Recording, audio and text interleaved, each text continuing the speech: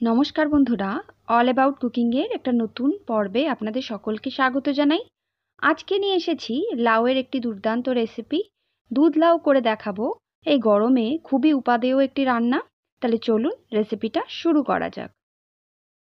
প্রথমেই এখানে নিয়েছি লাউ, একদম মিহি করে কুচিয়ে রেখেছি।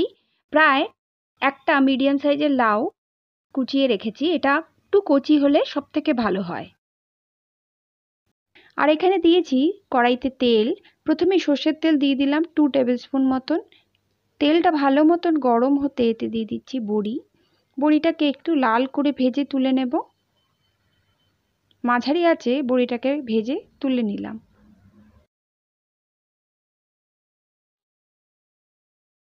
এবার ফোড়নে দিচ্ছি 8 চামচ মতন মেথি, তার সাথে একটা তেজপাতা আর শুকনো লঙ্কা। মেথিটা এই রেসিপিটার টেস্টটাকে আর ফ্লেভারটাকে অন্যরকম করে দেয়, তাই মেথিটা অবশ্যই স্কিপ করা যাবে না। মেথি একটু ভালো মতন ভেজে নিয়ে এতে দিয়ে দিচ্ছি আদা।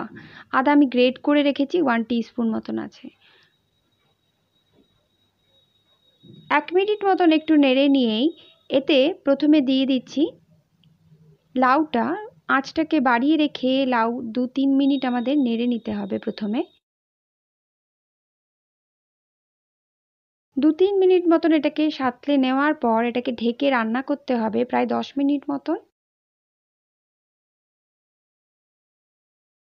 এবার এতে নুন দিয়ে দিলাম, একটু কমের দিকেই দিলাম, কারণ লাউটা অনেকটা কমে যাবে। তখন যদি বেশি নুন দিয়ে দেওয়া হয় তখন নোনতা হয়ে যেতে পারে বেশি, তাই প্রথমে পর্যায়ে অল্প পরিমাণে দিলাম, পরে আবার দরকার হলে অ্যাড করব।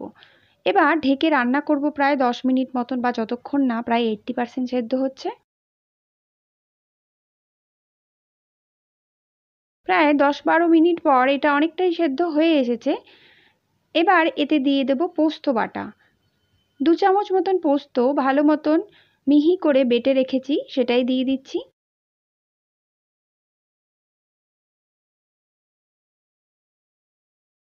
পোস্তটা একটু আঁচটা বাড়িয়ে ভালো মতন শুকনো করে নেব।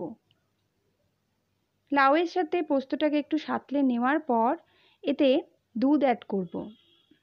1 কাপ দুধ দিয়ে দিচ্ছি। এই লাউয়ের রেসিপিটা অনবদ্য লাগে খেতে। আপনারা বাড়িতে অবশ্যই তৈরি করবেন যারা এখনও এই লাউয়ের রেসিপিটা জানেন না। আমি পোস্তর বাটি ধুয়ে অল্প একটু জলও দিয়ে দিলাম। এবার এটাকে বড়িগুলো দিয়ে আর অল্প একটু নুন মিষ্টি অ্যাড করে ঢেকে রান্না করতে হবে আরও 5-6 মিনিট।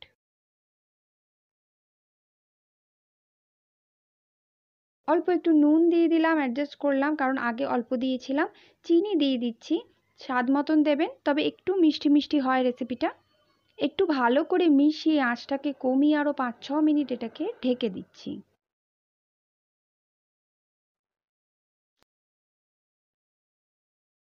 5 মিনিট পর এটা একদম রেডি হয়ে গেছে। এই রকমই আমি একটু গ্রেভি রাখছি, খুব শুকনো করে দিচ্ছি না, আপনাদের ইচ্ছে মতন ঘনত্বটা রেখে দিতে পারেন। এবার এটাকে পরিবেশন করে দেখাচ্ছি। গরমকালের দুর্দান্ত একটি রেসিপি এবং খুব উপকারী। কম মশলা এটা তৈরি হয়ে যায়। কেমন লাগলো আজকের আয়োজন অবশ্যই জানাবেন। যদি ভালো লাগে চ্যানেলটাকে সাবস্ক্রাইব করে নেওয়ার অনুরোধ জানাচ্ছি। আর যারা অলরেডি সাবস্ক্রাইব করে নিয়েছেন তাদের জানাই অসংখ্য ধন্যবাদ। ভালো থাকবেন। ধন্যবাদ আমার রেসিপিটা দেখার জন্য।